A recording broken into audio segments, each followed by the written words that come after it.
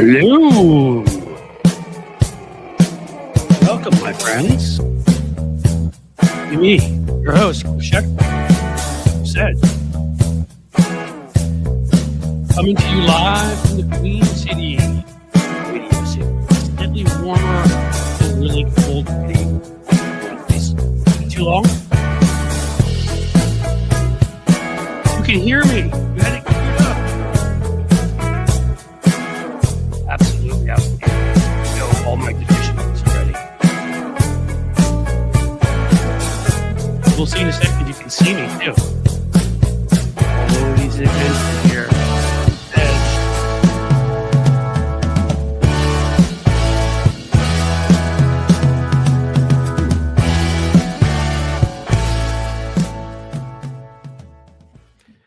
Welcome, folks. How the hell are you? It seems like forever since I did the last one of these, and that's only like 4 days ago. Hopefully you caught our emergency one with my friend Adam Roth on Friday. That was pretty cool. Not cool as in what's going on out there, but cool in that he was able to give us an update and hopefully educate us more about what was happening.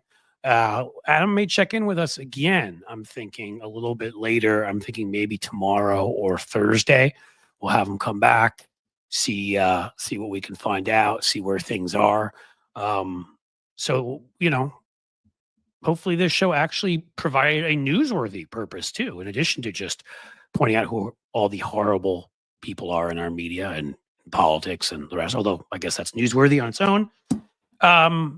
First, I want to acknowledge that, you know, as most of you probably know, many of you know from if you're coming from Tony's show, other places, the Jack Smith report did come out. I'm not doing my rant on that today because it would lead me into a rant on Merrick Garland and Democrats' lack of using PR and generic Republican evil. And I've done rants on all of those before. Know that obviously that it's important to mention because it shows us what we knew already, which is Donald Trump committed offenses that Jack Smith believed would have him absolutely locked away in prison. And if you read the thing, you can see that he absolutely would be locked away in prison. And once again, our system failed us for the various reasons we've talked about before. And I will bring them up again at times when we need to get better at them, when we're not using the bully pulpit again, when we're not using the microphone in places where we should be, as we should have been at the DOJ then constantly. But that sparkling over here for a bit. Oh, well, hope there's some sparklers here too. The Garland has no balls rant from Big Steven fan. Yes, that would be the one. I've done that rant before. I've done that both separately for my YouTube channel and like an earlier videos and the more recent ones. And again, if you wanted a summary, the gist of it simply is even whatever the legal constraints were on him, and you can debate that, there were no PR constraints on him except for him following precedent that no longer existed. He very simply could have told people every week that there were domestic terrorists in the Trump administration and didn't have to give specifics of cases, and Trump never would have been able to redefine January 6th. Okay. And that's one of the reasons Trump won. But let's talk about Jennifer Rubin today.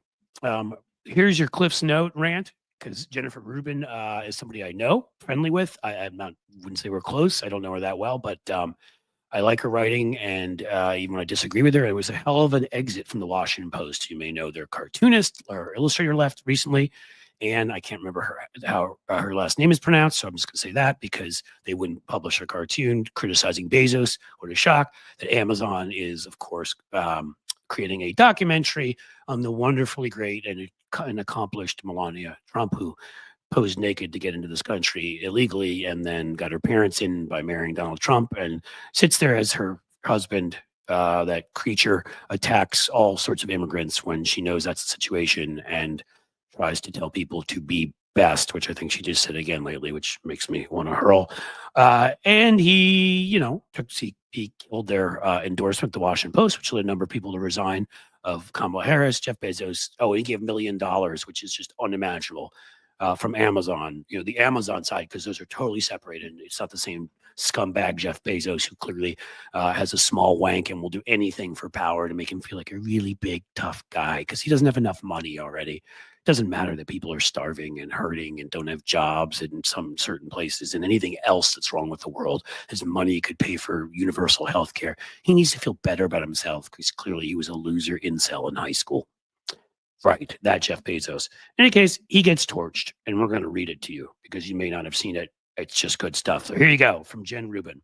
Corporate and billionaire owners of major media outlets have betrayed their audience's loyalty and sabotaged journalism's sacred mission, defending, protecting, and advancing democracy. The Washington Post's billionaire owner, right? She's calling him out immediately, and enlisted management are among the offenders. They have undercut the values central to the Post's mission and that of all journalism, integrity. I cannot justify remaining at the Post. Jeff Bezos and his cronies accommodate and enable the most acute threat to American democracy, Donald Trump, at a time when a vibrant free press is more essential than ever to our democracy, to our democratic survival and capacity to thrive. I therefore resigned from the Post effective today. In doing so, I join a throng of veteran journalists so distressed over the Post's management, they felt compelled to resign, and we've talked about that lately. They decided, Bezos did, my little side thing, that democracy would die and it would be dark. Although I think he's doing it in the bright lights of daylight because he doesn't care, except for the fact that he's a vampire, so he might have to hide from daylight. I digress. The decay and compromised principles of corporate and billionaire-owned media underscore the urgent need for alternatives. Yes. Americans are eager for innovative and independent journalism that offers lively, unflinching coverage free from cant, conflicts of interest, and moral equivocation. Solid use of alliteration there, and she's right about all of that. The BS, the conventional wisdom, all of it. That's what we do at Cliff's Edge here. That's why I'm glad you're here right now, and that's what I will promise you to do at any platform I am able to be. I will talk about that in a little bit, which is why I'm thrilled to simultaneously announce this new outlet, The Contrarian, not owned by anybody, and that is her outlet that will be at Substack. I'm going to skip forward because I want to go get back to the point here, and I will have her on to promote it if she would like, and there will be plenty of places to do that. The need for upstart outlets has never been more acute. The contradiction between, on the one hand, the journalistic obligation to hold the powerful accountable, and the other, the financial interests of billionaire moguls, keeps the message right where it needs to be, folks, and corporate conglomerates could not be starker. The Post's own headline last month warned, quote, Trump signals plans to use all levers of power against the media. Press freedom advocates say they fear their second Trump administration will ramp up pressure on journalists. We all know it. He just attacked Seth Meyers, who's not even a journalist, a comedian, and attacked Comcast for allowing him to attack Trump. Trump just did some rant at Truth Social or whatever it's called. Truth Social, yeah, that's a good one. And they want Seth Meyers kicked off. So, yeah, he's already doing it in keeping with the president-elect's combative rhetoric. And yet the Post owner quashed a presidential endorsement for Trump's opponent, forked over $1 million for Trump's inauguration through Amazon, and publicly lauded Trump's agenda. She didn't even mention that Melania Trump gets a documentary, and that may get me the most upset. I mean, I've got a lamppost here that would like a documentary and is more deserving. I don't know. It's orange. Anybody watch The Godfather out there? You know what oranges tend to signify?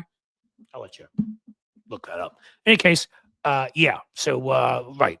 Documentary and Trump love, and they're great. And Jeff Bezos has been puckered up now for weeks, months, years. None of us can imagine Katharine Graham, the old publisher of the Post, sending LBJ or Nixon a $1 million check. No, it wouldn't have happened. It would have been, as is now, a fundamental betrayal of a great American newspaper. Defense of the First Amendment is incompatible with funding or cheerleading for the very person who seeks to, quote, drastically undermine the institutions tasked with reporting on the coming administration. And here she goes into a few other things. We're just about done, but the scathing part against Bezos is still coming. The Post's downfall is hardly unique. ABC, Mark Zuckerberg's Meta, yeah, that little punk. We're going to get to him at some point too. Rant on that little douche. Meta and corporate-owned cable TV networks, which have scrambled to enlist Trump-friendly voices, are catering to powerful. Hold on, to powerful what? To powerful people. To powerful. We're going to find out in a second. Interests, powerful interests, of course, driven by profound corporate conflicts, instead of guarding their own independence. The financial leaders, politicians, other public figures currying favor with Trump and his orbit through classic anticipatory obedience, a dangerous but all too familiar pattern. They normalize the authoritarian menace. Okay. She goes off on Trump some more and says, instead, owners whose outlets he targets quite literally will reward him for doing so. This is so true. I wanted to reiterate, I've been honored to work over 14 years beside the finest writers and editors and journalism. Above all, blessed to work for the Post under the Graham family ownership, Fred Hyatt's leadership, the editorial section. My admiration for their collective integrity, dedication to craft, and decency is boundless. But when new leaders sully the reputation of institutions to them and the fate of democracies in the balance, we must reevaluate our careers and our obligations to the world's most essential nation. History calls us all. I treasure the readers who have stuck with us over the years and invite them, those interested in defeating authoritarianism as well as content creators, to join this exciting new venture in defense of democracy. So I was wrong. I guess the Bezos hitting, most of it was up front, and I just sort of read through it without sort of thinking about it. But obviously, she went straight at Bezos. She went at other billionaires, but said the owner of this outlet. She talked about what he had done to undermine the outlet, the killing of the cartoon and the editorial cartoon and the editorial endorsing Kamala Harris. Our media is a joke. Our corporate media is owned. Our monopolies run everything in this country. There's literally 3 or 4 choices for everything, and we are suffering because of it, because they realize they can get away with anything. And these billionaires who it just went, the line from the movie Wall Street at some point where Charlie Sheen, a different Charlie Sheen, turns to Michael Douglas, and at some point he's like, how many boats can you water ski behind? I think is the line. How much is enough? And sometimes you want, these people are they're cretins. They are just morally just disgusting. There's something wrong with them. That evolution tells us to gather resources to protect our families and, to keep the species going. What is wrong with you when you've collected those kinds of resources that you need to collect more? What has happened to you? Who has hurt you? What have you failed at? And what do you hate about yourself? These are all the questions, but there's no winning back anything in America without properly regulating the hell out of these billionaires, raising the hell out of their taxes, breaking apart monopolies into pieces, as I believe Teddy Roosevelt once said. We will never get back the America we had. And it's that simple. And this has been Cliff's note. So hopefully that resonated with you somewhat. How are we all doing? I'll just put a little sort of, a little ending to that, epilogue, if you will. Again, what Jen is talking about there is what Tony, if for those of you who came from Tony's show, I can just say Tony. For those who didn't, Tony Michaels, who's a good friend and often on the show and sitting right there. So holy crap, I should let him in. Often talks about. Yeah. Hey, how's it going? It's what I talk about because there's no getting around it anymore. And that's what I appreciated, why I chose to read Jen's letter. Because I've just been like, Jeff Bezos, you're kind of a smarmy little schmuck. I really can't stand you. You have the odor of farts whenever you walk in the room. I still would have enjoyed it if she'd quit that way. But she didn't just quit that way. She quit with a message that is just the most key message right now. There's them and there's us. There's the billionaires and the monopolies that never have enough, that control everything, including the Washington Post, and have already proven again and again that journalistic integrity, any integrity, means nothing to them. They've destroyed that paper's reputation, Bezos and his cronies. That's who they are, because nothing's ever enough. And then there's the rest of us. And they've made it as clear day in and day out that if we are going to get back to a country where we had created the greatest middle class in the history of the world, we had a working class that on one paycheck could go on vacations to the beach on weekends and could own a house and all the rest. If we're ever getting anywhere close to that again, we need to put the billionaires back in the place where they were in that period of time, as in 90% tax rates, as in, wealth taxes, as in massive regulations on their companies, breaking them apart so nobody could own too much. And I've now done enough of my little spiel, and I want to bring Tony in for what he has to say on this. I'm actually, interesting enough, I'm writing an email currently to Substack because you'll find this interesting. Seeing that it's kind of the place of independent voice. I think that's why Jen and Norm Eisen are kind of going, gravitating toward that space to talk to their audience.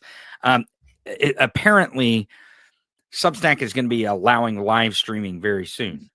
So that's exciting. Yeah, that's exciting. And the reason why is because I believe that Substack could not only, because of how the publication part is laid out, I believe that it could really start to replace places like YouTube.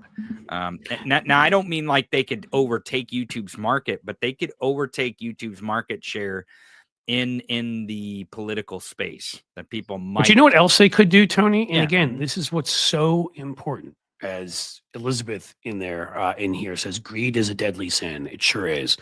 And there sure is a hell of a lot of it these days. Is what it could do is provide competition. And that is what Right. they have killed with their billions of dollars to shut people up, threaten people, sue people, competition of ideas in general. But that is what big monopolies have killed by owning everything. You can't compete with a YouTube. And again, I've dealt with it this week. One of the three, the one, of course, always the one that has the most people. I've replayed my interview with Adam Roth, my friend, 2 times. On the initial one, where so many people, I mean, I think we had 5,000 or 6,000 people. It was a great audience. They partially monetized it. What did we do for those who watched it in that particular live stream that they could justify partially monetized? Because we talked about fire. Is that too? I mean, are we honestly? Are we on Sesame Street? I mean, is it that if we talk about anything that might upset anybody who's above 4 years old, that we can't? I mean, he wasn't screaming and yelling. I'm sure I cursed once or twice. I'm sure he did too. I know plenty of people get away with that. So I can't believe it's that. We weren't sitting there, it wasn't like, hey, let's talk about, start playing some funky music and be like, ooh, the pizza man's arriving while the fire's out. No, we didn't do that either. And you know what? I couldn't even say the word. We didn't have corn on here. I mean, I literally need to come up with rhymes because that's how childish this all is, and why I have been moving, as I've told a lot of you, and I'm going to encourage you again to please follow me at Patreon. And Jim, if you've got that link, could put that up. And soon, Jim, I should have gotten you my Substack link. If you find that somewhere, put that up, please. Those are the 2 places I have found that nobody tells me what I can say and what I can't say, and where there's actual freedom. And yeah, I've called for censorship often of disinformation. There should be. We don't handle that, take care of that enough. And when it comes to hate crimes against people, that's different. That's threatening. That's online behavior that threatens people, as experts have pointed out. I'm talking about just describing stuff, like where an algorithm, you can't even debunk bad stuff you get.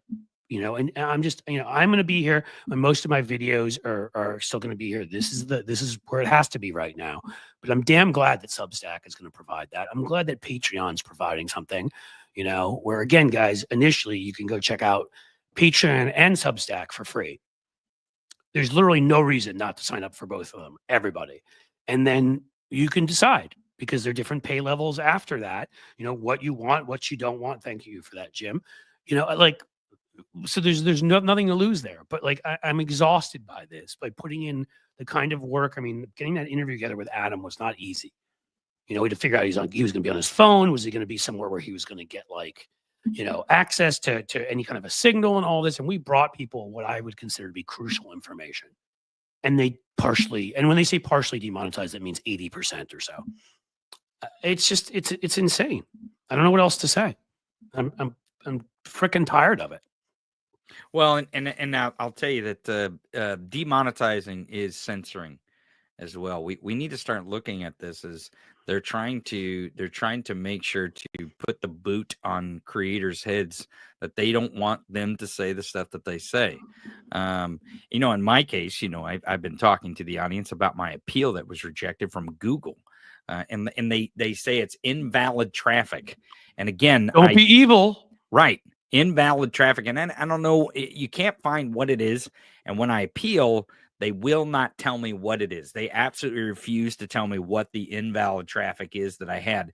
And I've got 76 million views. That is the worst part. That's the part that needs to be changed, frankly. I mean, I mind them demonetizing me, right? But the thing I mind more, and the thing I guess I should say I will not tolerate, is that they won't tell me why. This is ridiculous.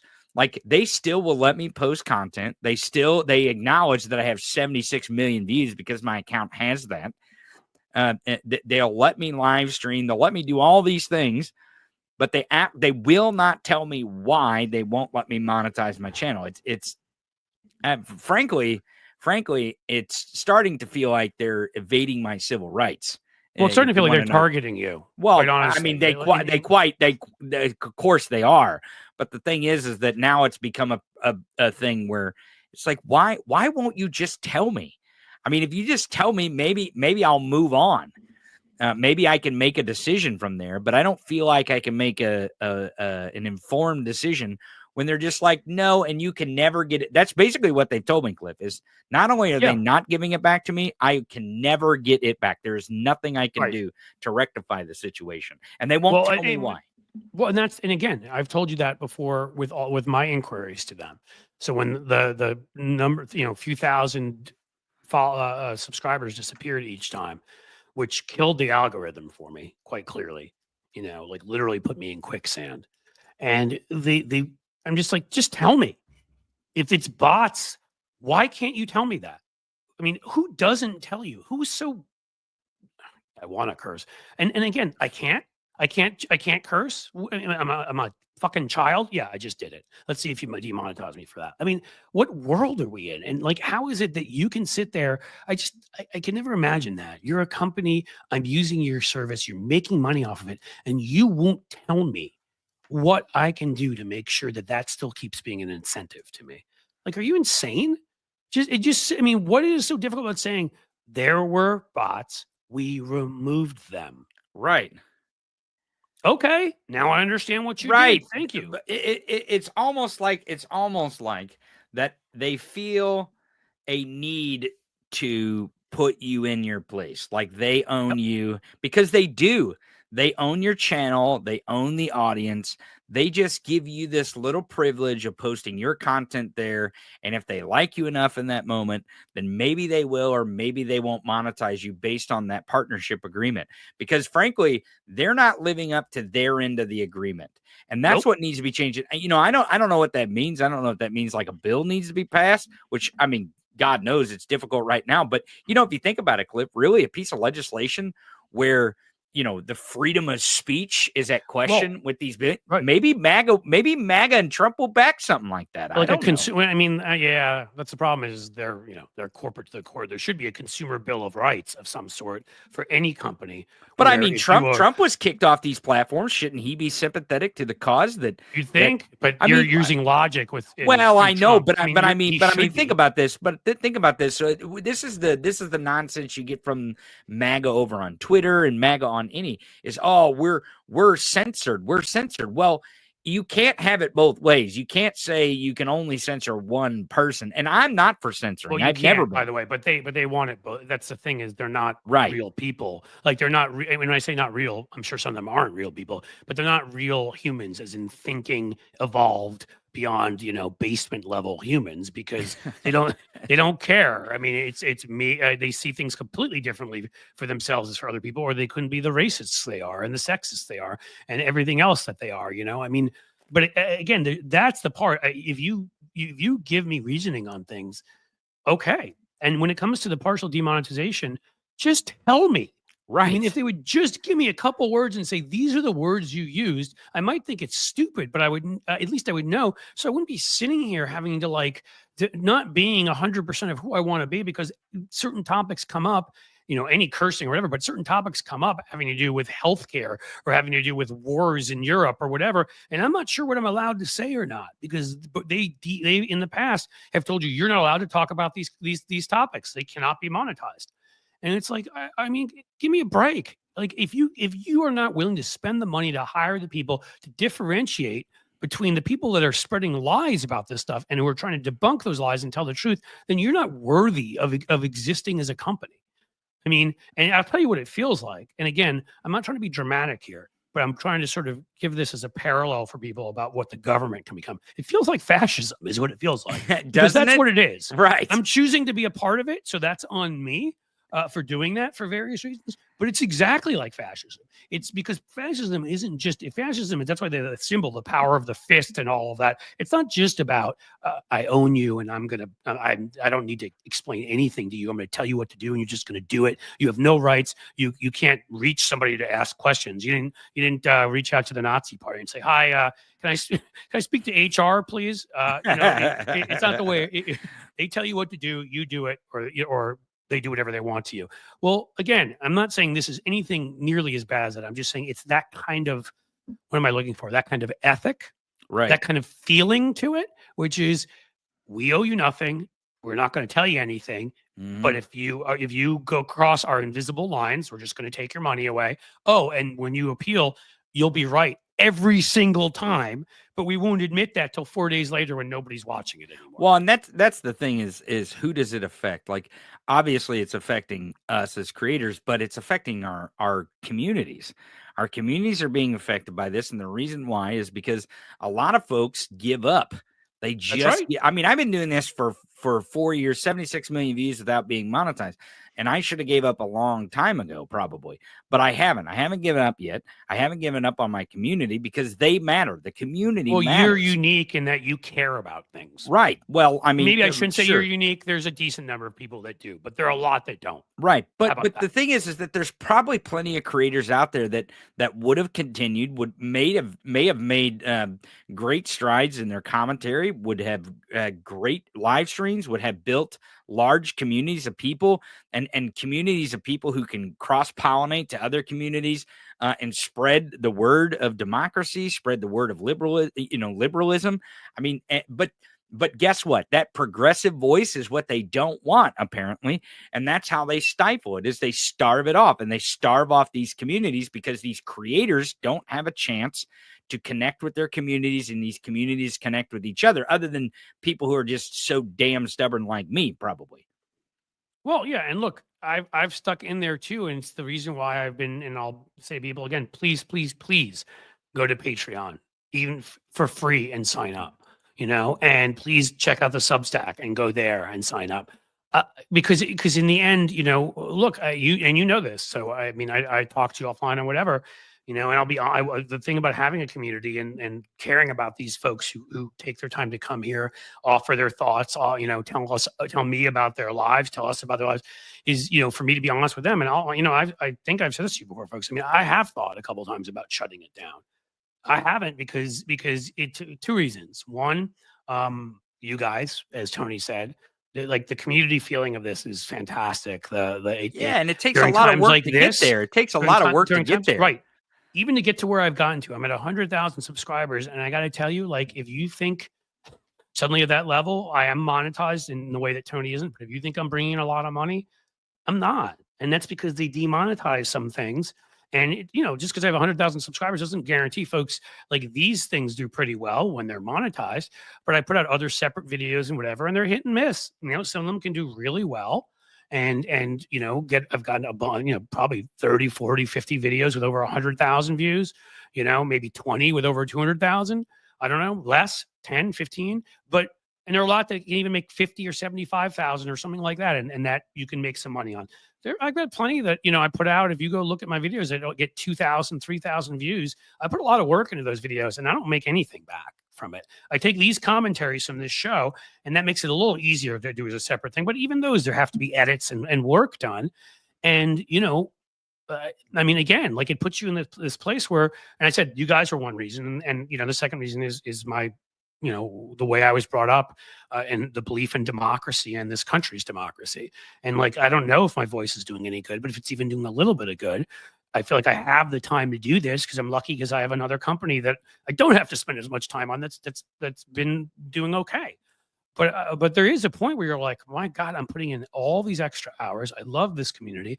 I care about fighting for democracy. But, like, at some point, right, I'm not an indentured servant. Right. Well, and that's the trouble is that the billionaire monopoly state platforms like YouTube, like Facebook, like Twitter, and these others, they're turning us into indentured servants. Right. And that's what I feel like Substack is not.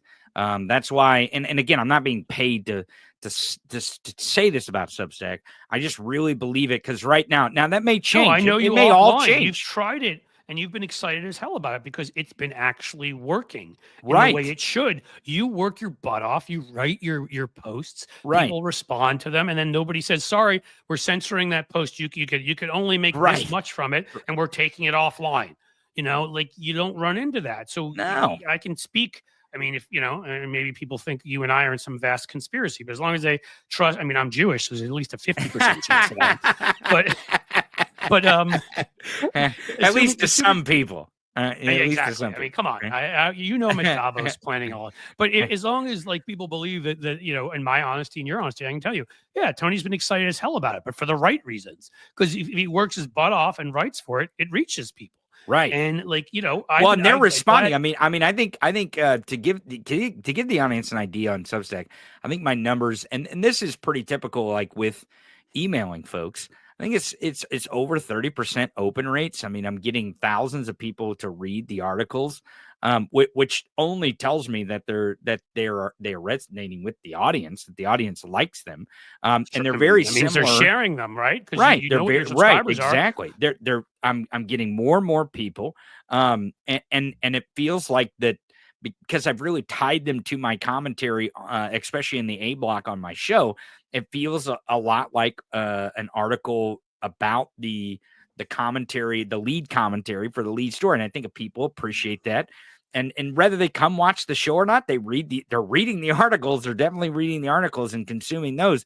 And when you're a content creator, that's what you're really looking for is your audience, your core audience, enjoying your content. And if that's the case, then you should keep going. And that's why I have kept going, even though I haven't been making money on YouTube.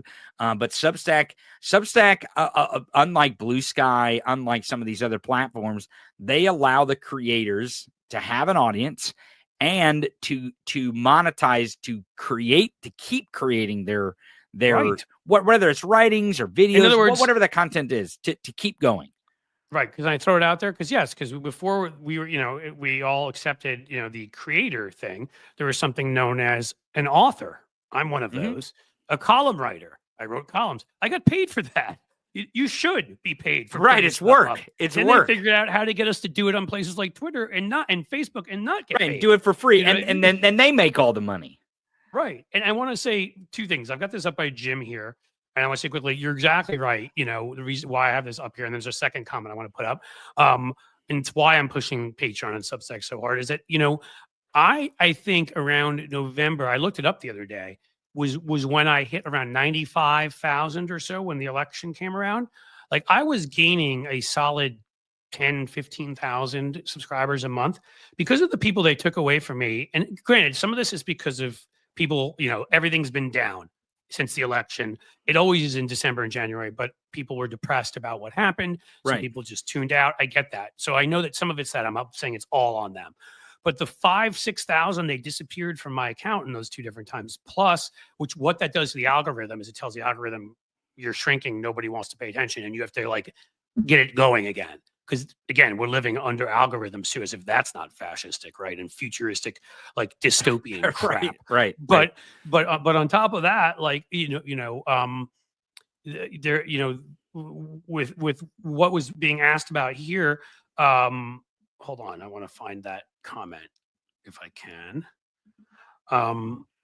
And I'm not doing a good job. Well, I was going to say, why you're looking for it. I was going to say why you're looking for it, because to this point, when I first started on Substack and I started writing, and I didn't have very many people over there but then I discovered that I could actually take my audience that I had and apply them to my newsletter, which was kind of cool. But one thing that was very interesting, Cliff, about this bot thing, and then I've got to go. I'll let you do your thing here. But Substack actually gave me a warning and said, "Hey, if you see fluctuation in your following, it's because we have detected a ton of bot accounts, and we are doing our best to purge those accounts from." Wow, a company told you what was going on. So they didn't just start purging; they actually they gave a big, huge thing that said, "Hey, disclaimer. You're probably going to see something funky happening. This is why the thing that you think is funky is happening." It was that easy. It was just a little banner thing that they put up on the dashboard so that you knew when you were looking at how many people were reading, if you were growing, if that audience was coming back to you, that they were letting you know, hey, there's bot accounts. We're trying to get rid of them. And it was like, oh my God. No, that's awesome. Why can't any of these other platforms understand that they should communicate with not just the people who are there to engage in the content?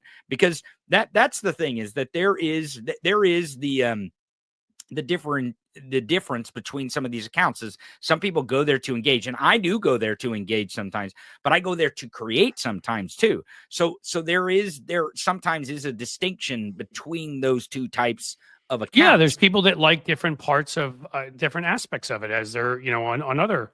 I mean, I'm sure there's people just on YouTube. There's people that do shorts, right? There's people that do what I do. I mean, I do a mix of stuff, but I, for a while there, did all 5 to 8 minute videos, rants, which I want to get back to doing some more of, I think. Again, but it's finding time for everything. I just wanted to make the point, before you leave here, because this is me and you, what Quantum Cricket has here. You're doing good, Cliff. Don't give up. Or democracy depends on people like you and Tony, which was very kind of you. And that's why I have it, quite honestly. And the difference between me and YouTube is if I ever decide I am going to give up, you'll know well ahead of time. I will talk to you about it. I'll be honest about it. I haven't talked to you about it before right now, just because I never got to a point where I really thought I was going to. I've gotten to a point where it's entered my mind where I'm like, I am putting in so much work. And again, like, I can't tell you guys, but you've done things before, and you have to know, some of you folks in creative fields, there's what you see at the end when something is ready, and there's everything that goes into getting that there. Right. You know what I mean? Like, there's all the thought process behind the research behind that then putting together. I don't write. I go, a lot of it goes from here, for good or for bad, but I have to take notes, because I do have notes that remind me of broader things I want to say. I have to sit down and do that. Then these streams I have to create, those 8 minute videos I have to create, those shorts I have to create. And you find you're always doing something. You're changing the description of a video because you need to put keywords in, or you need to, like, it is, there's a lot of work that goes into it. And again, and I'm not complaining. Like, I'm here, and I feel like it's for the right reasons. It's for this community. I still enjoy talking to you all a pretty good amount, so that's a good thing. And hopefully it's helping out there. But I just thought people should be aware, as we're talking about things like the Washington Post and Jeff Bezos, that, Tony and I have both dealt with this when it comes to Google, YouTube, and whatever. And I mean, that mindset of, you don't matter, we're not telling you what's going on. And it does. It makes you sit there sometimes and just be like, what am I doing? But again, like, I'm trying to fight through it. I realize that I've got, that I don't think this period can last forever. It's like I was flying up, got to 100,000, and I've been basically where I am right now, honestly, either at that exact place or a little bit lower for almost 2 months now. And it's frustrating as hell. And hopefully, and not because I care about numbers. I care about numbers only in that the financials make this work, so I can do this. And those numbers make the community work. They do, because that's the thing about, like, when you go to YouTube and you look at our subscriber count over there, it is just a number. But when I look at that's kind of the difference how I see when I go look at my number on Substack. And I see the subscriber there's, I'm like, those are people. It's not just a number. That's a community. Yeah. That's a community of people who for whatever reason or another, they see that my message, whether it's good, bad, or indifferent, they feel that it's important, regardless of how it makes them feel or why they're reading it. They feel that it is important to engage in it, and that's what makes a community. And to make a community go around, there has to be structure. So everyone support your local independent media, and by local I mean local right on your phone. And maybe this Substack thing, maybe I'm completely wrong about it. Maybe Jen Rubin's wrong about it. Maybe we're wrong about this, but I feel like there is something brewing amongst people who traffic in information and commentary, specifically, which is us. We traffic in information and commentary. Right. And now that you said the word traffic, they're definitely going to demonetize. Because they will, just because they heard that word.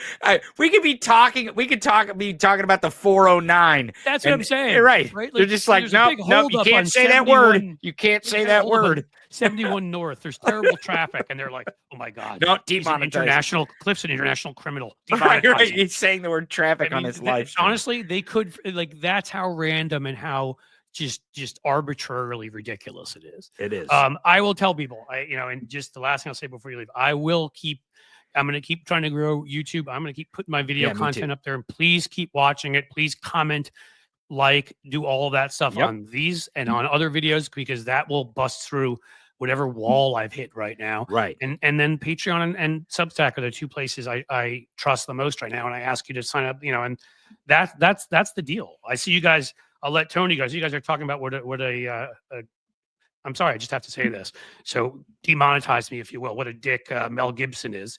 And Mel Gibson. What was he saying? What can he? Something? Right. I can't say it. Right. That's right. I can't say what he said because it was a medical thing. You'll get demonetized because you say what he said, and you're saying it's stupid. Right. So they're here to play a childish game again where I can't, all I can say is, of course he's a Nazi. And of course he once got pulled over by police officers and was drunk and blamed people like me for starting all the wars in the world, which I take offense. I take offense to because I can count at least 3 wars I didn't start, like Second Punic War. That one's on me. Totally. You know what I mean? The Boer War. 100% personally responsible. Boer War. I was profiting from that. I was there for that one. That's true. Right. Crusades. No, they were coming after me on that one. Right. They were chasing me down. Some you're the perpetrator. Some you're the victim is what you're saying. I'm just saying, not every we probably can't even use those words, perpetrator and victim. Oh my God! Oh my God! Can't Mel Gibson use some nuance and just say I'm responsible for like 3/4 of them and be, I mean, right? Does he have to blame me for all of them? Well, I mean, this is what Nazis generally do. This is what the biggest shame of it is when I had Zaki Hassan on. I know you have to go, so if you just want to jump, but the film guy, critic on here. We're talking about stuff. He was funny. He said basically, my rule is, he's like, anything, I can't watch Mel Gibson or anything since I found out what a Nazi is. He's like, well, I could go back and I could watch. Is that the only rule he has in film critics? That's what he said. It works for me. He's like, I can't emotionally do it. He's like, I can watch the Lethal Weapon movies and I love those movies, right? And he's like, because I do. I'm saying, I admit, absolutely, right. And he's like, I can go back and watch writing. It's great writing. It is. It's because it was before we knew who he was, so you can still sort of pretend he's a good guy, whereas anything he's made in more recent years, when he looks more like himself now, it's impossible to even pretend he's a decent human. So you can't. I'll just leave you with this. And I'm not a faithful person. I'm an atheist. But I just want to mention that back to Mel Gibson for a second. Mel Gibson's house burned in the fire. So if there's any a thing out there that people are like, hey, there's things that happen for reasons or something, especially the right-wing crowd, the Christian crowd. Right. It's always because it's too many rainbow flags somewhere. They're spinning conspiracy theories all the time. Who's to say that? And James Woods. I mean, that's a true. good as far as I'm concerned, you may have to go up to the fire and see it and say, look, at least partial thumbs up. Mostly you suck. Mostly I hate you, and mostly you suck and you're evil. But you got one or you get one or two things right here and there. Right. Here and there. All right. Well, I got to get out of here before I get myself in trouble and demonetize you even more. We'll see you, Cliff. See you, audience. We'll see you. It'll happen anyhow. Take it easy, bud. We'll see you. Look what God did, Mel. Yeah. It's fun. You guys want to hear the best part of it that you may already know? He was actually on his broadcast with Joe Rogan when his house burned down. So I tried not to be an evil person, but I'm sorry. That is too funny. So basically, he was sitting there sharing his insane medical views and other right-wing nutty Nazi views. And what he should have been doing is protecting his home. But I'm sure it had nothing to do with the climate or anything. It was me. I sent down some lasers. I bet he's got to believe in that. I think that's what Marjorie Taylor Greene originally said, where that originally came from. It was California wildfires. And I'm even scared to say what she said exactly. That's why I said me and lasers, because I don't know if I say those two words together, kaboom, on what might happen here. It's all a big experiment now to see whether this is monetized or not. But, what are you going to do? Such is life in the big city, as they say. What else do we have going on? So there is Mel Gibson. He's a schmuck. And, his movies pretty much, really more recently suck. The shame of it is most right-wing people are just not creative at all. That's not the shame of it. Yeah, we'll get to the shame of it. They just are terrible. They try to be. They're not funny. And then that's part of the reason they become more right-wing and mad, because they're angry at everybody who doesn't find them funny because they're not funny, right? or they go in the crazy other direction, like Jimmy Dore, I think, got a special on Comedy Central once and was so unfunny he was never invited to have another special. And of course, he decided to line up with the Tulsi Gabbards and that kind of stuff. And he's basically on the right. Call him whatever you want. He's horseshoe. But actors too, but there are exceptions. Mel Gibson actually was an enjoyable actor to watch, and I think was a pretty decent director too, and then lost his mind. John Voight, same deal. There's probably a few others. I know some people do grant James Woods being a good actor, but he's just playing himself. Sorry, if you're the same evil, like, jackass in every movie, and it turns out you're that same person in real life, that's not really acting. I mean, I could be a sarcastic, obnoxious jerk in every movie role very convincingly because I am. Hopefully not a jerk all the time, but sarcastic and obnoxious. And I don't think that would be acting. I don't know that I would be given credit for that, or should be. I wonder if Gibson goes to church with Jim Caviezel. There's another one. Does that crazy movie again about something I'm not allowed to talk about, or, oh my God, we have to save the children. And it turns out the guy who helps him produce the movie is doing exactly to kids what you would expect. I mean, they're such clowns.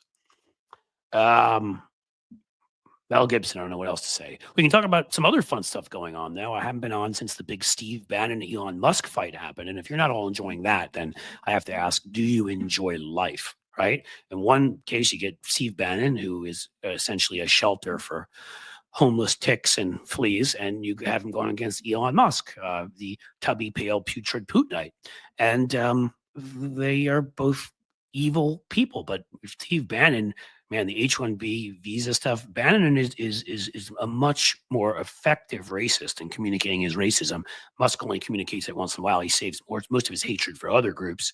Again, don't know whether I can mention them, like his daughter. I don't know what I'm allowed to say or not say. And so Musk, of course, is all about profit. He's a oligarch. Like, there is absolutely some white supremacy in there, a whole lot of it. He thinks this small elite cabal like him should be running things, and he's from apartheid South Africa. But in the end, as long as he can bring people in the end, it's about him making money, right? It's not about the MAGA people, who folks anger at everything that society's done to them, most of which, by the way, has been deindustrialization and things that have come from neoliberalism. And that was an idea that started, again, largely with Reagan. Now, Democrats embrace some of that and are to blame for some of that, but it was so much more conservatives pushing all that stuff, because they also were deregulating industries, which Democrats were not, and things of that nature. So, you get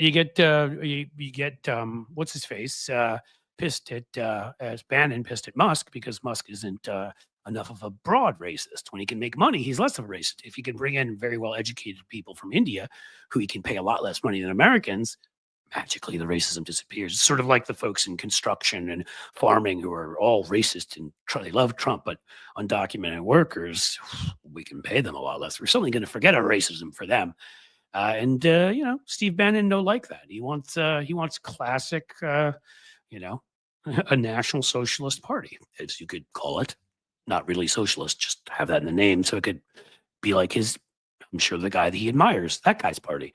And Elon Musk is more about the oligarchy, a little cabal running the earth. So he called Bannon said that he will, quote, make sure that by inauguration, clock's ticking, 6 days, that Elon Musk has no influence left in the White House, even though was I talking about it on Bob Seska's show earlier, that Elon Musk has a actual office in the White House, which, again, a guy with as many contracts with China and our defense industry, all the other stuff going on, would have been seen as such a massive conflict of interest, owner of Twitter and all the political positions he's taken. But today the media just shrugs because they're idiots.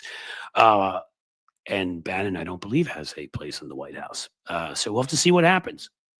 But Bannon, if his connection to the MAGA, like crazy right-wing populist racist right, is as much as it used to be, he's going to lead that charge against Elon. Game on. I think he called Elon truly evil. For Steve Bannon to call you truly evil, I'm not sure if that's an insult or a compliment. It certainly is a thing where you could look in the mirror.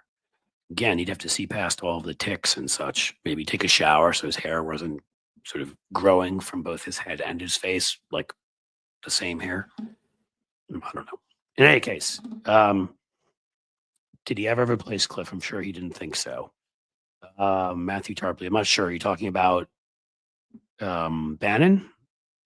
In any case, yeah, somebody said Godzilla in there. Let them fight, right? Right. What you want with Godzilla and King Kong is you want them to destroy each other. We can root for that. And again, every right wing fight that you can exploit and you can help, sort of create more wedges between them makes it less likely that they're going to be able to do something horrible. We've got them fighting on immigration.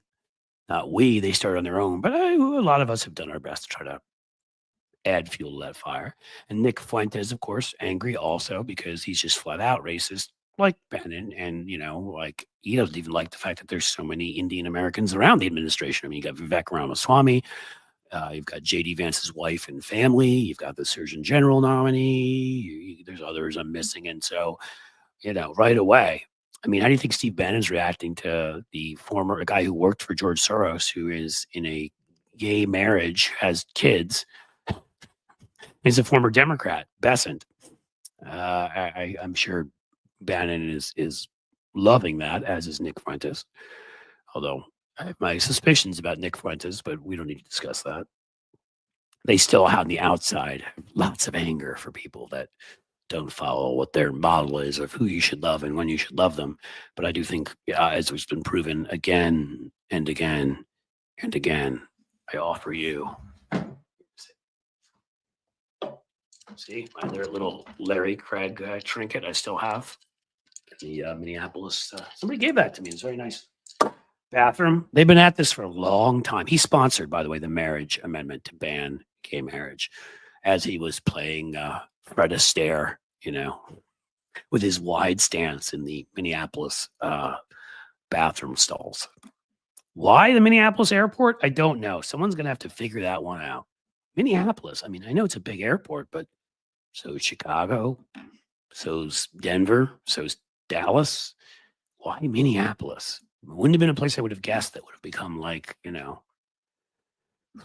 Copacabana for the Larry Craigs of the world.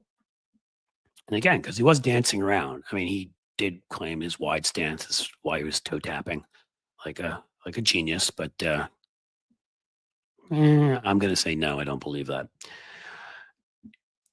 Other stories. We already talked about the Jack Smith report. Depressing.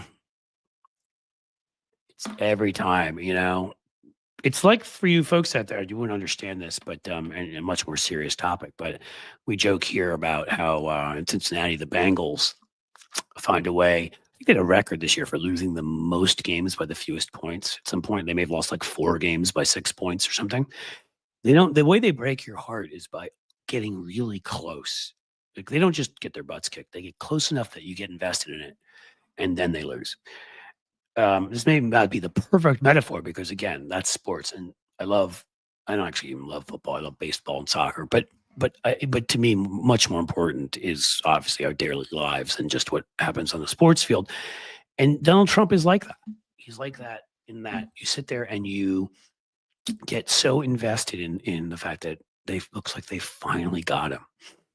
And somehow he finds some way to threaten somebody, pay somebody, and he ends up not paying a price. And in this case, again, as I've discussed before about all the various other things that are creations of various Congresses, either by accident or on purpose, that literally do not exist in the Constitution. There's no majority leader, therefore there is no filibuster, and therefore Kamala Harris as the presiding officer, as vice president over the Senate, or Joe Biden could have just said, you know what, I'm the presiding officer, we're getting rid of the filibuster, it's an illegal rule.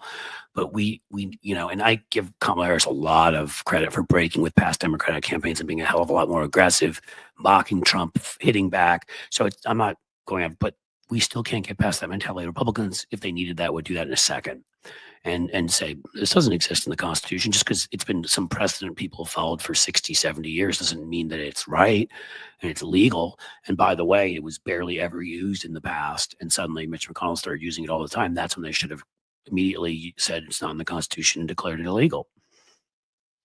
Well, the same thing goes for this stupid legal opinion given by the Office of Legal Counsel and the Justice Department under Nixon initially that a president could not be prosecuted while they were president because it would make their job very difficult to do. For all of you who are alive and paying attention, do you think Bill Clinton had a difficult time doing his job while they were impeaching him for what was, I think, a disgusting personal betrayal, but still a disgusting personal betrayal and not his job? Do you think when they're impeaching Trump, do you think that took his attention off of his job? Of course it did. So how can you say someone can be impeached and that's okay, but they can't have a legal proceeding against them, which is essentially what impeachment is, with all the hearings and everything. And that's going to distract them from their job. It's dumb. It's not in the Constitution. And there's no reason that we need to respect that. Why so many lawyers and Democratic lawyers, especially when it's the Republicans presidents who, if you look at their administrations, it is they and the people under them who've been committing all the crimes. Look at the number of people indicted who served under Obama versus either George W. Bush or Trump. It's insane, the difference. And so it protects them. That's all it does. It protects their presidents. No one could go after George W. Bush and try to prove he knew about the torture that was going on at some of our bases, that he knew about various other war crimes. It's ridiculous. It's a protection racket. And Democrats, again, out of this congeniality or whatever misguided principles, I mean, it's stupid. If you can be impeached, you can be prosecuted by your president. Other democracies prosecute their presidents. But again, like, he finds these loopholes. That's what Trump found here. It's a loophole. Oh, no, somebody in the legislature, in the office of the counsel or DOJ in 1968 or whenever the hell it was, 71 or 2, said that you can't prosecute a sitting president. So we're going to act like that has the power of the Constitution behind it. Now, we could have tried to prosecute him, and then the Supreme Court could have said he was immune. Okay. We have to listen to them. But then again, there's no law that says the Supreme Court should have 9 justices, appears nowhere, and we should have broken from that precedent too and added more justices when they stole them from us. Would have solved that problem also. You see, if you'll just follow the Constitution, you can actually solve most of our problems instead of following silliness and, trying to be miscongeniality and, all the other things. I sure have a lot of stuff to get off my chest today, don't I? Let me see what's going on with you guys. It's about 3:00 here in the Eastern time zone, the far western part of the Eastern time zone. We are the last ones to get dark and to get light in the Eastern time zone. We're pretty much that. What do we got, kids? Anything good to talk about? Ooh, where was that? The rules are in the U.S. Constitution. Yes, they are. So what else? I'll remind you all that we do appreciate super chats and super stickers here. They do allow me to continue doing this and have all the many fewer thoughts of having to ever put this aside. But I should tell you, I am sticking it out, and we're going to make this work. Whether combination of YouTube and Substack and Patreon, and I just got monetized on Twitch. So for all you watching me on Twitch here, thank you. I don't know what that's exactly going to mean. I used to play a lot of video games when I was a kid. I'm not a huge gamer, as you could say these days, although I do find them interesting, kind of cool, and I've played with my kids, but not to the point where I've been on people's Twitch streams checking them out. That never really became my thing. So it's kind of nice to be monetized on Twitch. That should help out a bit. But again, as I said, you can join the Patreon. That would be great. I've already sent notes to folks at YouTube membership that I would prefer that you go to Patreon. We're not kicking anybody off, but we did consolidate it to one level. Because it's very difficult to manage both. It's a lot of work. You have to keep cross posting and doing all this stuff. And on top of that, again, I've told you that Patreon, I get your emails and all that. So don't think though, if you're paying the amount to be on the YouTube membership, that you won't get what's promised. You'll still get videos and posts and things that have been promised. You will. Just the Patreon would be a much better place for us and easier to manage. But I digress. So what else we got? Do I think Hegseth is going to be confirmed? Yeah, I feel like Tony asked me that, and I'm not sure if we ever got there. I think it's gonna be really close. I'm gonna go with, well, they only have 52 Republican senators right now because JD Vance is the vice president. Is that how it works? Is he already vice president? So he's not a senator? I saw that the list had only 52 Republicans down instead of 53. So, and 45 Democrats. Where are the other Democrats too? I don't know. Maybe I was looking at a weird list. If they really do only have 52, I mean, I'd be shocked if Murkowski, and I think out of appearance, not because she believes in anything, Susan Collins, who tries to do the fake moderate thing, I think they're both going to vote against Hegseth. I'm not sure about anybody else. That puts you, if they are only at 52, right at 50 votes with a tiebreaker. So I'm not sure. But I'm going to step out on a limb and say I think he loses. I think enough stuff's going to come out that already is going to be expanded upon, and that he loses a couple of Republicans in the process, and also because of his lack of, let's call it, I think they may be scared he'll embarrass them by his behavior, the drinking and the stuff, which we know is not going to stop. It's an actual problem for him. There you go. Vance resigned from the Senate last week. Thank you for that. I thought that's the way it worked, but I'm not sure. So they don't have Vance. And that's important, again, because that means that's one less vote. So if you get Murkowski, Collins, and Tillis, he's done. And I have to believe there's a couple of them in there that see the danger of somebody who, the drinking and the other stuff, and the lack of qualifications. Again, Republicans don't care if somebody's racist. So I don't think that's stopping them. They care about the sexual assault only to the point of where they think it might get them in trouble or embarrass them. And the picture of him alongside Trump, both having that issue and whatever, I don't know. So you add all that up, I definitely think they're losing Murkowski. I'd say there's a very good chance they're losing Collins, and then it just becomes Tillis and a few others that once in a while do the right thing. But I'm going to lean and say I don't think that he makes it. We'll see. This would be another one. You are correct, Tam. You could argue, there could be an argument over what constitutes that. Obviously, a conviction by Jack Smith would have sealed the deal. But some could argue that if you want to judge somebody an insurrectionist, well, a majority of the House impeached him on that cause, and a majority of the Senate voted to convict him, including 7 Republicans. So even though he was not impeached, a majority of the House and a majority of the Senate came to the conclusion that he was an insurrectionist. And it wasn't even close. It was 57 senators. It wasn't like it was 51 even. I think that Section 3 of the 14th Amendment absolutely should apply, and I wish Democrats in Congress would speak up and say that.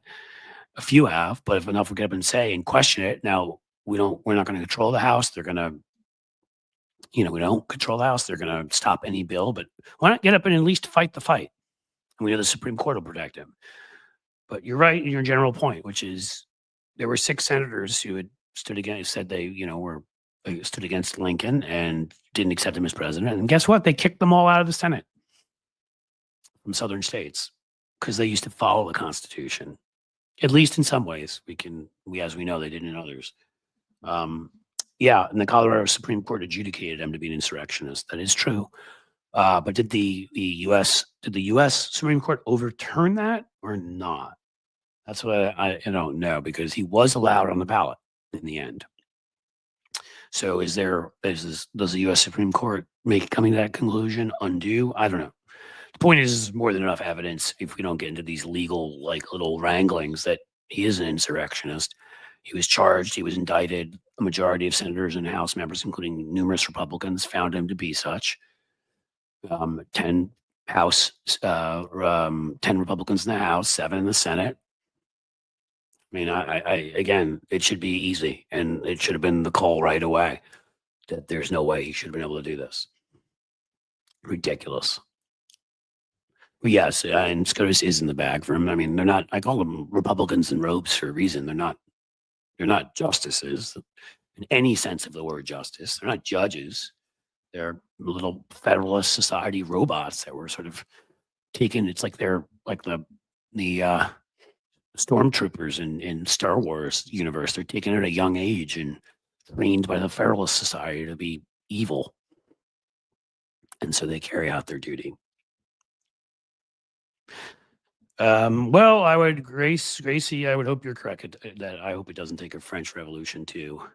Um, um, it's an interesting thing, country. I'll put that up there. But I'll say quickly, if the Republican, if it takes a French Revolution, we're all in trouble. Remember, Robespierre was a radical one week, and the next week he was having his head chopped off. Actual violent revolutions, really, usually, we got lucky. Remember, George Washington was offered the crown and rejected it and said we were going to be a republic. Had he accepted it, everything's different. How many times do you think in history that's happened? All the revolutions normally lead to the violent kind, like that. Now, you may have no other choice if you have a fascist regime in power, but if you can reform via government, via bureaucracy, and you can change rules and laws with ballots and not bullets, that is the way you should do it. Because once you start a revolution, you don't know where it ends. Remember, there's a democratic, as in somebody you would vote for, official for about 6 months in control of Russia, Kerensky, after their revolution. And then Lenin displaced him, and we know that history. It usually works out that way. Would once Substack go with live streaming, Cliff and Tony, others should go strictly to Substack and let all of us repost their content videos, whatever helps creators stay on. Yeah, I mean, listen, we will, maybe Tony, I'll band together in our own little union, but we will certainly consider all of that. Right now, again, though, it's essential for me to stay on YouTube, continue to post videos. It's just hard to motivate myself, especially on some of the shorter videos, to put in the work I used to. I used to do a lot of the editing and try to add in funny movie clips, which some of you who've been here a while may remember. And I'm doing less of that because I can't put in the time when right now, like, a lot of the videos are just, it seems like they're mired in quicksand. And I'm having trouble breaking into 5 digits even recently. Like a couple of them went to 13,000. I think one of them went to 22 or 24. I think the biggest one, the interview here, actually, I put it on as a separate video with Malcolm Nance. I think hit 46 or 47,000, but I haven't smelled 100,000 in at least 2 months. And again, I don't remember the last time that happened. I don't know what's going on there, and it's harming everything. Maybe I'm not making as good content. I'd like to think that I am. The Civil War didn't turn out like that. Well, I don't know. How do you think the Civil War turned out? We had the most number of Americans killed in a war. A whole ton of us died. If you want to say the Southerners who died weren't Americans, you could say that, but okay. The Northerners who were fighting that war did.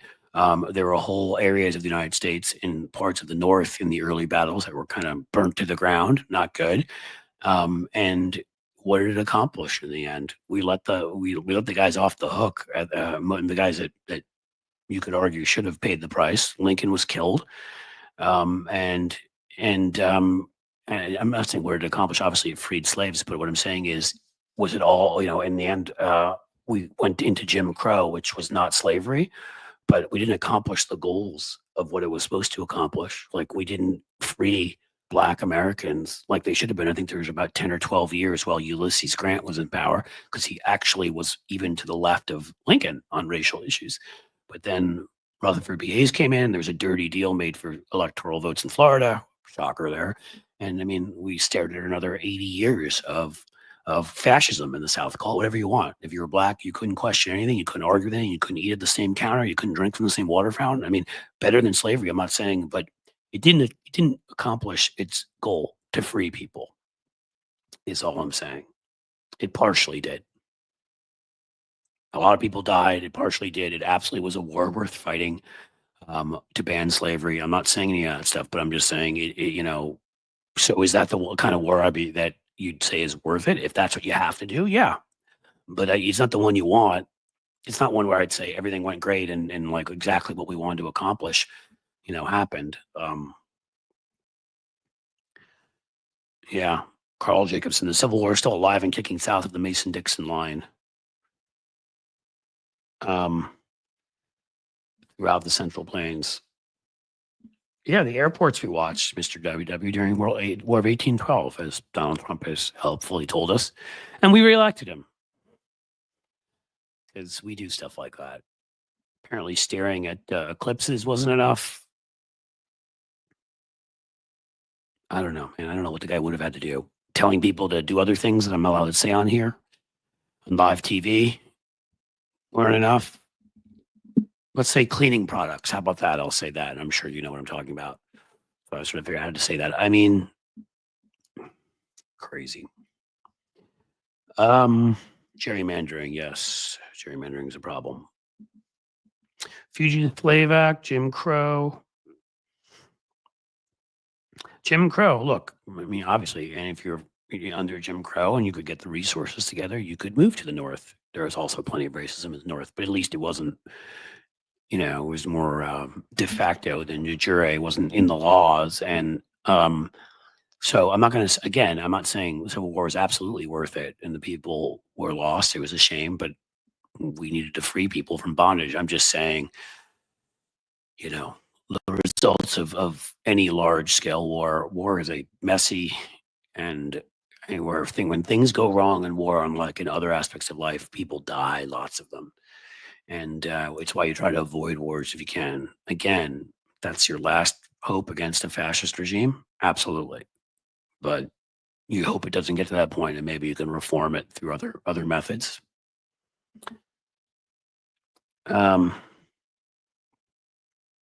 Yeah, well, look at that. Almost like that was what I was trying to say. Well, Wayne, you may be right. Gavel, a good French name. 21st century suffragettes. I keep hearing about you guys. Heard good things. Very good things. What else we got for today, guys? Anybody here do me a solid and join Patreon? It doesn't pop up here in as cool a way when you do that. But if you did, let us know. And I will give you a shout out of the kind you deserve for being a gentleman or woman and a scholar. And of course, again, I will remind you, even a 99-cent super sticker, even a small super chat of $1, I mean, like any little amount, it all helps us. There we go, Barbara. Barbara, you are awesome. You have joined Patreon, and that will enhance your life and my life. So you see, we all benefit from it. I'm going to add something to that too. I think I didn't think about it. Tony made me think about it. I forgot you can live stream there. So what I'm going to do is, keep up the live streams here, but I'll start. I can't add too much more stuff. Like I'm already going to give you guys there 2 videos a week. If you're on the right level, everybody's going to get stuff for free the first week or 2 who's joining now, so they can see what you get at the $5 level and above, which is really the kind of main level. And then I'll kind of, you'll get the certain amount that you're promised and everything. But I may add 1 live stream that I'll do for most folks or everyone to it a month. That's maybe something I could fit in there. We'll see. Well, thank you. Denise, I appreciate that. But again, I always say to people, like, if it's, when you say once you get your paycheck, like if anything ever is paycheck to paycheck, I tell you the same thing. And I very much mean it. Do not join if it's going to put you in any kind of situation. There's even a chance it's going to put you in a harmful situation where you cannot afford what you do. Do not do that. Okay. Your family is more important than this live stream. But if you can, if you're somewhere in there and your folks are lucky enough to have the funds and you're in there and you can up your level, do it. If you're not there at all, but you can go and you can join, do that. That's what I'm asking for those who can and can do it and are comfortable financially doing it. And I should say to the few of you who've sent me emails about ways that we can try to get you in there, I will answer those emails. I've meant to. Lots is going on. Just getting the Patreon up and ready and getting a Substack close to ready. There's always a new project, my friends. Now I have to sign up I think I have to fill out some more stuff at Twitch because I've been monetized there. So thank you, Twitchers. I'm not sure what you're called, but that's as good as anything, right? We can drop Cliff's links on our show. Yes. Yes, Elizabeth. I'm not. I don't know which show that is, but whatever show that is, thank you. Please drop those links. That would be awesome. Seriously, that's awesome. JD Hogg Vance, very good. I like that. Yeah. Lefty Gramps, who will DeWine pick to replace Shady Vance? Good question. So we don't do a pick here. We have an election.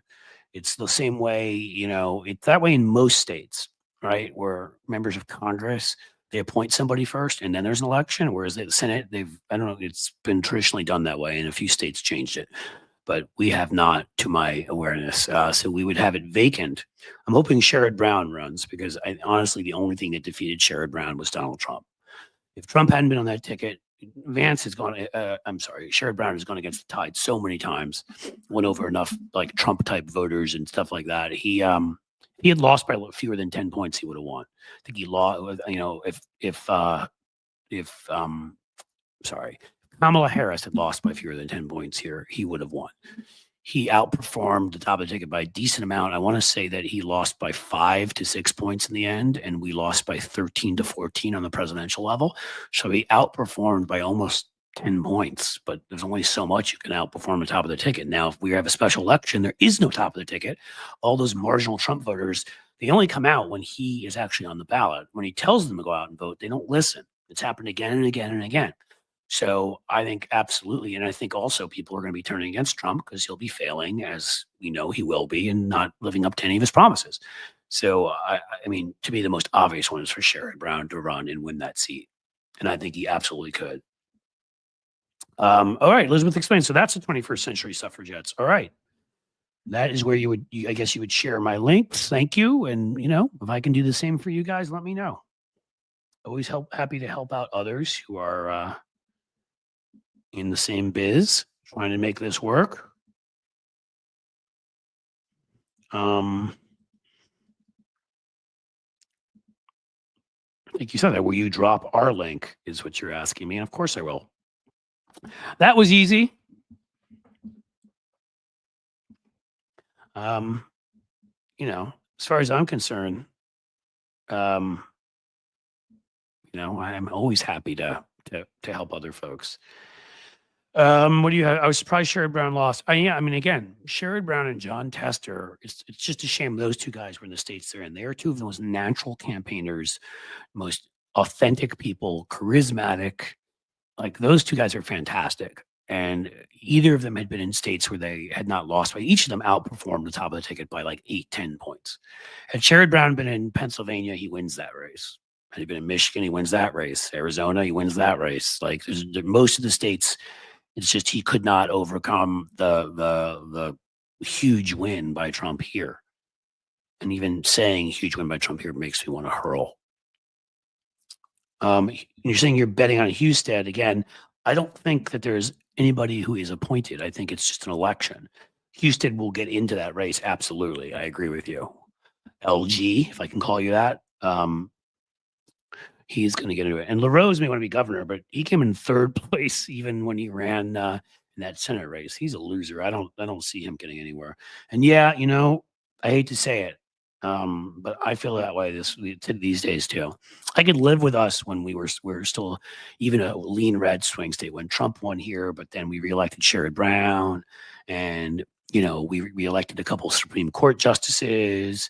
We even a year before we were able to pass the abortion rights thing. But last year, this past election was such a disaster here, where they even lied enough to trick people to vote for gerrymandering because they said it was against it, and where Sherrod lost and Trump won so big here. I mean, I'm not going to say this. I leave it up to other people in other parts of Ohio to do what they do, but I refer to myself at this point as a Cincinnatian. Like, I don't even refer to myself as an Ohioan. I'm embarrassed about it at this point. And I don't say that to insult any of you who are watching this who live in other parts of Ohio. If I lived in Cleveland, I'd say I'm a Clevelander or whatever you say. I'd do the same if I was in Columbus, if I were in any of the blue areas. And if you're in a red area, I feel bad for you. I just do. But I'm just going to say, Cincinnati here has 5-star restaurants. It has 2 sports teams that theoretically, or 3 that are professional, even if they don't always play like it. It's got some of the best arts in the country. It's got like one of the top 2 or 3 children's hospitals in the country.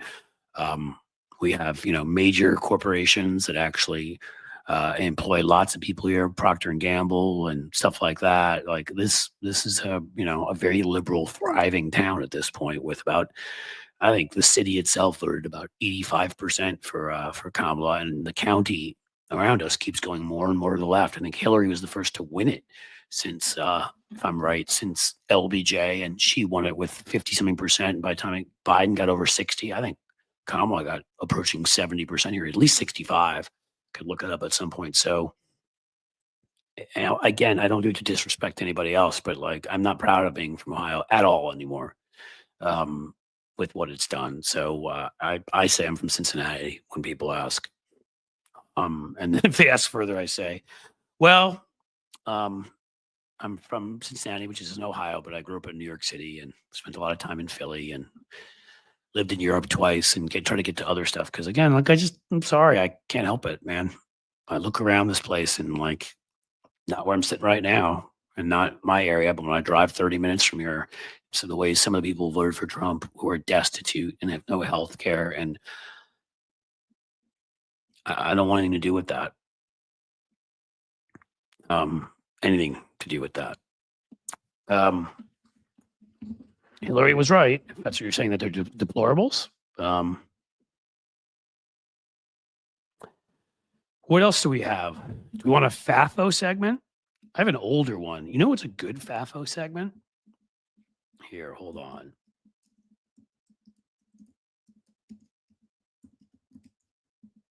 Here's some great FAFO.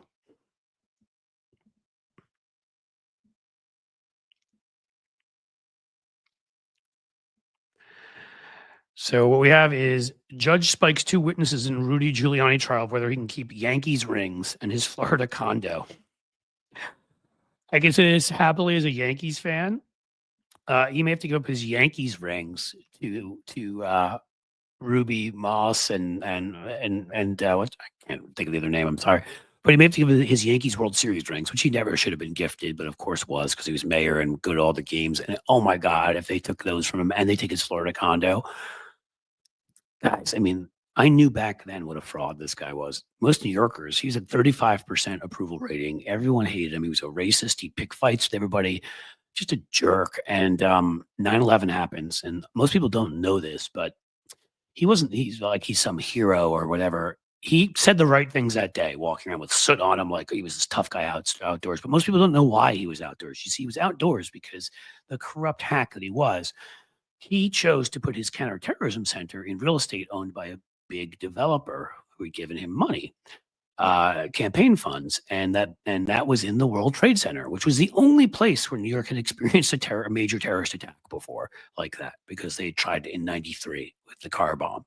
So he puts it in there, the dumbest place to put it, where they're aiming for. His counterterrorism center is blown up. He's outdoors on the street, and then he gets turned into Winston Churchill.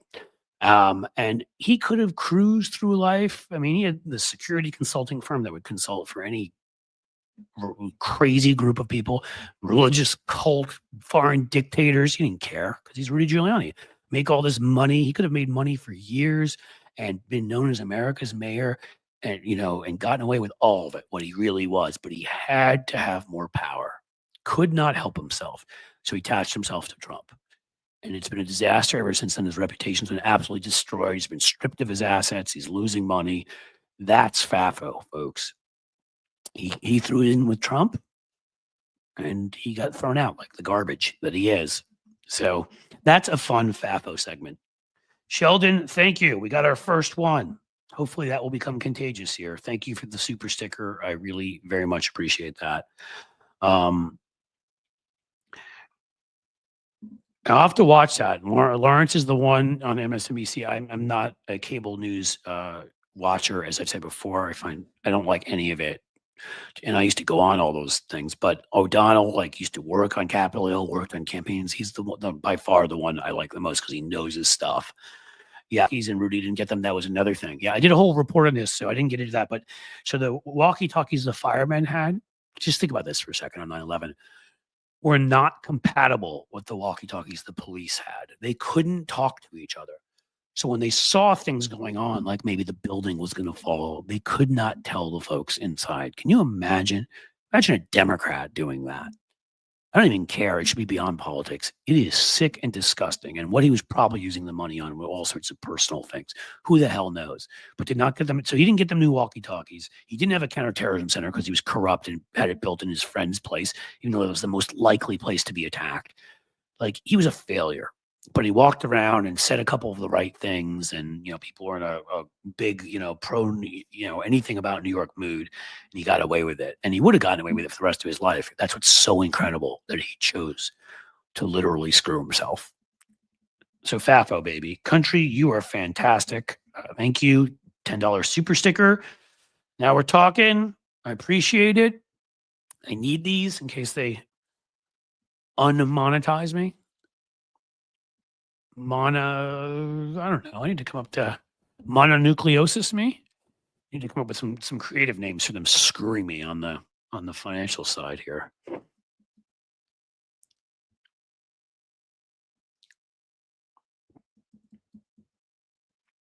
I refuse to buy cable. If I can't get OT or stream, I don't need it. That's cool. Aunt 516. Yeah. I am a streamer. We have cable, I think, on one TV because we need it for a few things that we've not been able to get online. In case we need local news, I think it is, because if there's a storm going on here, a tornado, which they don't hit Cincinnati very often because we're surrounded by, we are lucky enough to be surrounded by hills, the 7 hills, as they're called around here. So that ends up other areas. Sadly, I'm not hoping stuff on other people. In Columbus, it's much flatter. They tend to get hit by more tornadoes. The hills protect us a little more, but we still get tornadoes and we get storms and we get other things. And, local news, it bleeds, it leads. So I find that to be garbage too. I don't watch, but I need to have it in case I need to know what's going on, like in an emergency. So I think we've got cable on one TV. Otherwise, we totally stream. And I would not pay for a cable on any other TVs. And if I have to pay for it on any, I wouldn't. I just, again, like, to me, the cable news shows, they're just, if they're going to keep going for ratings and, and be stupid and all that, I don't care if they claim to be on our side or whatever. Like, I just found after a while, I was getting dumber watching them and I had no interest. We've had some other awesome people step in. So I want to say thank you, Cynthia Donegan, a $9.99 super sticker. Thank you. Thank you. That's huge and important. And I really appreciate it. Lefty Grams, my Ohio pal, with a $3 super sticker. Thank you so much. And Lefty Grams, I don't want you to know that I noticed you joined Patreon. I did see it, and I do thank you for that too. That's awesome, and it is incredibly helpful. So thank you, guys. This is good. Tornado hit Blue Ash in 99 from someone. Yep, Blue Ash is just north of Cincinnati. So NNYL knows what he or she speaks of. They do hit here. I'm not saying never. I'm just saying that, in fact, since I've lived here now, a dozen years, there have been 1 or 2 that have come through. Not our part of town, luckily for us.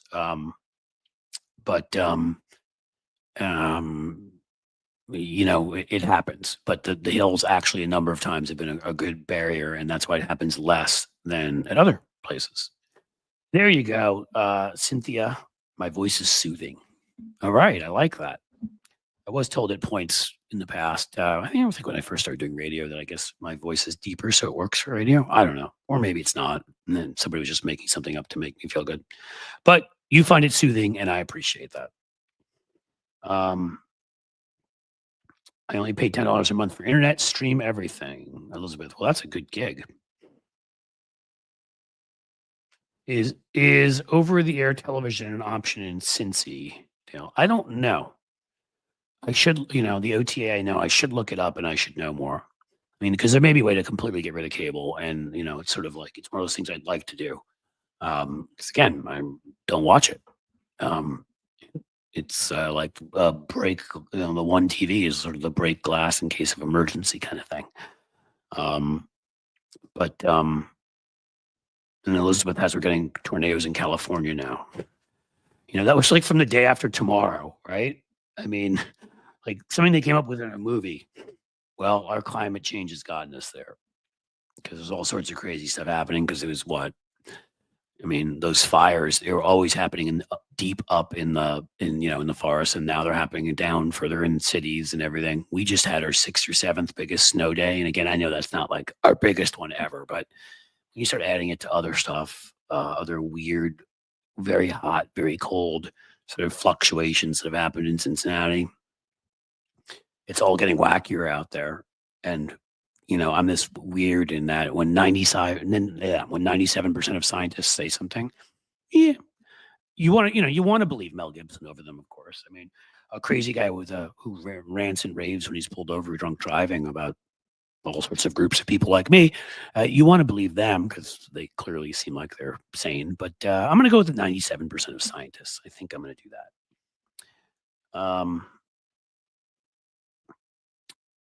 I pay 24-ish a month for internet. That's not too bad. Yeah, we're back to insulting Mel Gibson in there again. Sorry, I had to bring him back up. What a shame. Wolfman Jack. This is my voice. Excellent. I'll listen more. I know Wolfman Jack, but I'll listen more to the exact stylings so I can really try to get it exactly right. I was told always that it was deep and gravelly. Well, it is what it is. What else we got, folks? Anything else going on? We can stay, we can go, we can do a variety of things. Kind of whispery. Well, I don't know if you're talking about me. Whispery when I'm not worked up about something. When I am, I start becoming less whispery and more yelly. Get me talking about YouTube demonetizing me, and I get less whispery. 21st century suffragettes, you are welcome for the shout out, of course. Snowing in North Michigan, we get from Michael McAndrews. Oh, please, snow, don't come this way again. It was fun when I first got back from I got back from my trip abroad, and I got back on a Saturday night late, and then there was Sunday, and I was exhausted, but wanted to go to the gym and do some stuff, made myself do it, and then I was like, oh, I'm gonna be so tired for Monday. And then Monday it snowed, and we didn't have to go to anything. Kids didn't have to go to school. I didn't have to come in here, and so that was actually what I would call the perfect snow day. But I've now had enough.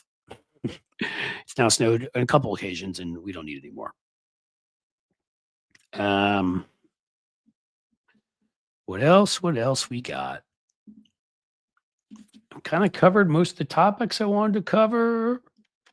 Well, another good one. I'm going to talk about him in a rant too, but this is something for you cable watchers. That's funny, Amy. I thought Cliff was repeating himself, but I accidentally rewound without realizing. I could have hit my head on something. It happens. Lose track of where I am, just start repeating myself. If I start doing that, just turn me off and turn me back on, and I should be fine.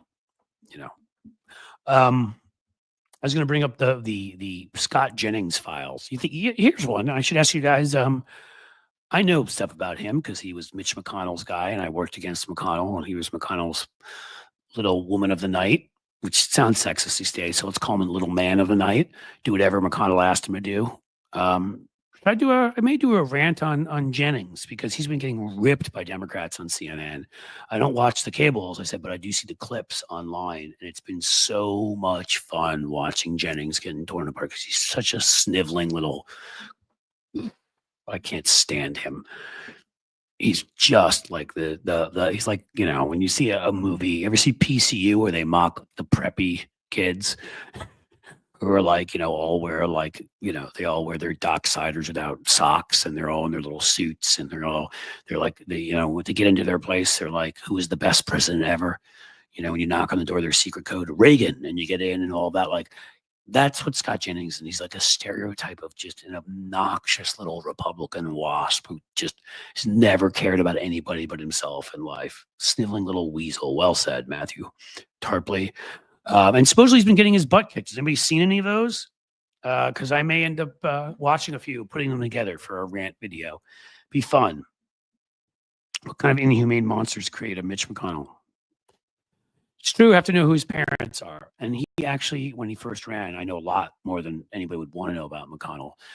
Having worked against him a few times, written some articles for, wrote an article for the Washington Monthly years ago about him, about how dangerous he was before he was majority leader.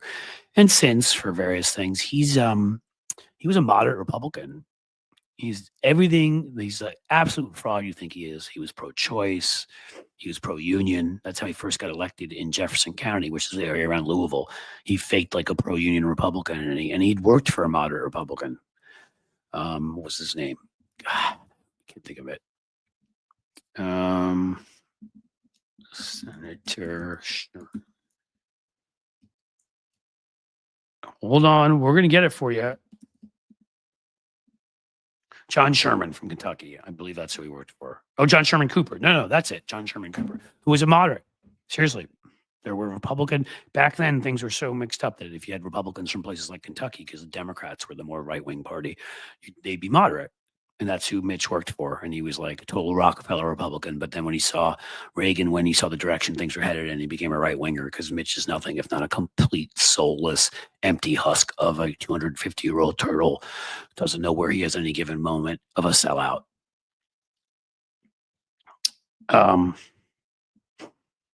Let's see.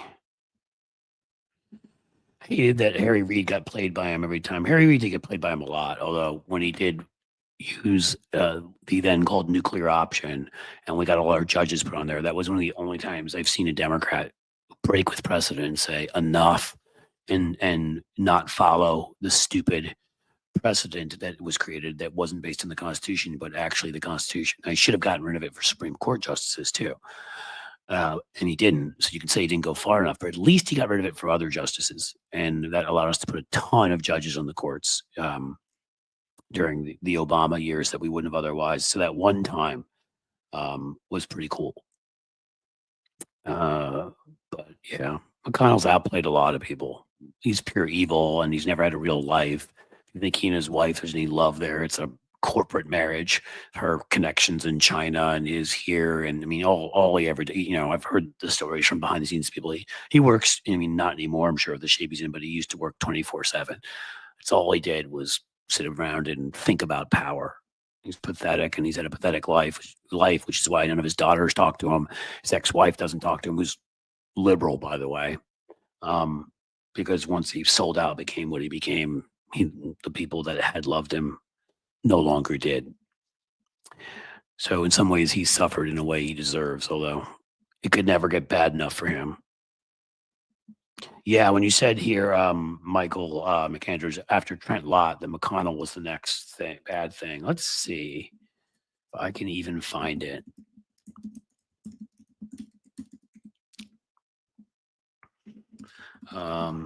Because that's what I wrote. I predicted he was going to be the majority leader and that he was going to be awful. Here's one of them. There were two pieces I wrote on him for Washington Monthly magazine. There's one. And then I wrote one on what he had done in Kentucky. It was sort of a complimentary piece to try to explain why I knew what I knew. And that had to do with what he had done in Kentucky. If you read this, I mean, this is such a timepiece. Like, you'll just go back in time and be like, you'll be shocked at the stuff I'm talking about that McConnell's going to do, not just because some of the predictions were right, but because of the fact that, like, it'll seem like so much more of an innocent time when things that are now regular were frowned upon and not done. There's the other one. That one I wrote myself. First one I wrote with somebody. Yeah, Gingrich and McConnell, poli-sci professors. Maybe they learned what they could do to trick everybody and destroy everything and ruin our country. No good. So what else we got, guys? I think we're coming towards today's a long day for me. As you know, I went on Tony's show for over 10 or 15 minutes. And then my weekly show with Seska is with Bob Seska. You know, it's a 2-hour thing. So that's a lot of time, like 4 hours, 5 hours talking today. All right, there's something I can talk about for a little bit. Grace E. Cliff, how was your trip to France? I'm going in March. It was fantastic, and frankly, it was reinvigorating. I had to do it. So glad I went. I'd studied there, so I speak the language relatively well. Gotten worse since I haven't lived there, but you know, to go back and speak language again, the food, the wine, the countryside, especially in the south, I love, and that's where I studied. Was near Nice. So we went down there to this little town called Villefranche, which is right next to Nice. And then we went to Rubin, another town near there that overlooks Monaco. And there's this trophy they gave to Augustus when he and the Romans conquered that part of Gaul. It was fascinating. We did that. A bunch of other small towns. And then we were in Paris for 2 days. We actually walked up to the second level of the Eiffel Tower. I'm pretty proud of myself for that. It's like 45 floors up. That hurt, guys. I'm not going to lie to you. But it was, yeah, that was, I can't say enough. I mean, I love it there. So give me the, you know, good, I mean, a French lunch or, you know, whatever brunch of like a great baguette and some cheese and whatever, a little good wine or whatever. And I'm a pretty happy guy. The weather was very good in the South for this time. It was, you know, probably around 60 or something, high 50s, which is pretty good in the South of France this time of year. It's a little colder in Paris, high 30s. In any case, I liked it. Nobody wants filthy Americans in their country anymore by Benny Loco. That may in fact be true. But I did my best to, you know, speak the language, be respectful, and apologize for Donald Trump. Because he's a blight on humanity. But in any case, France was a good time. And I recommend it, among other places. France and Italy, I think, are my two favorite places to go. The spirit of people there, the languages are beautiful. They both have great food and great wine. There's a lot to like. Beautiful countryside. And I actually got to see one French, one Italian, works out well, friend of mine, two very good friends that I haven't seen in 25 years. So that was fantastic too. Yeah, they did not throw tomatoes at me. Don't worry. I think I'm gonna call this one right now. If there's nothing else big going on, we're at about, you know, approaching the hour 45-minute mark, which I think is pretty solid for one of these. Roxanne Epstein throws in, I love Paris, beautiful food, and you know, beautiful food, and the food is amazing. Yes. It was fantastic, wonderful, and you guys are fantastic and wonderful. So the couple things I say is you're awesome. Thank you for being here. Whether you're here through YouTube, Twitch, even I still do stream to Twitter. I'm glad if you came here through Twitter because I'm glad you're here, and we'll do that until I shut my account down there. But again, I'll ask you the last time, you know, join me at Patreon if you can, where I'm going to be regularly contenting, if you will. And we have more of a direct relationship, which is cool. Join me at Substack also. That will be a great place for you to find me. Please, though, do subscribe. Cliff's Edge on YouTube. We are mired in quicksand, and maybe a bunch of new subscriptions if you haven't. Would help. Michael McAndrew says, I'm on YouTube. Find him too. I'll find you, Michael, and I'll subscribe. But yeah, subscribe on YouTube, you know, and help us get back to where we were before the craziness of the last month or two. And come on, am I going to let me, no Jerry Maguire on the way out? Who's coming with me?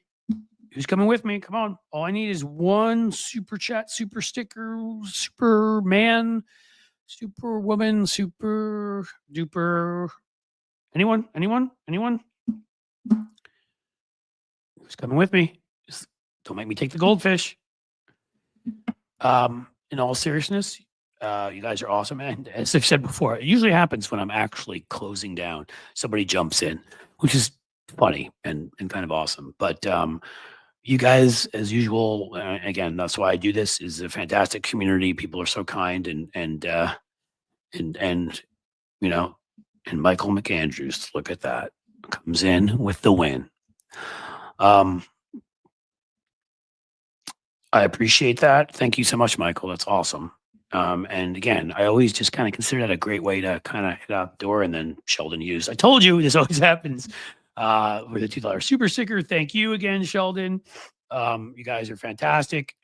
It is a good way to leave on a positive note. Again, I'm not unhappy. I'm actually love this community and I love the places we have to interact. And yes, it even includes that I get to interact with you through YouTube. As much as I've complained lately, just a little frustrated. But once we get those numbers moving again up, and once we get the subscriptions moving up, so please subscribe. And once we get the views moving up again, so please watch my videos. Then, Michael, you are too good of a person, is what you are.